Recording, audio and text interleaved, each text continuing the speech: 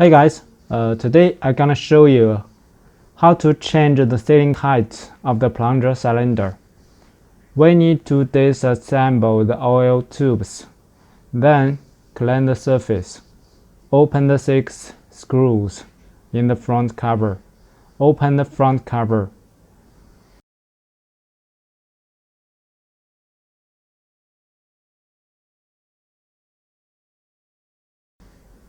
Here comes the piston rod. Then clean all these parts. This is the new sealing height. If the plunger cylinder have oil leakage problem, it's because this sealing kit is broken. We assemble the new sealing kit, then reassemble the cylinder. Plunger cylinder is the most busy part in the pump trucks. It motivated the ice valve to change position.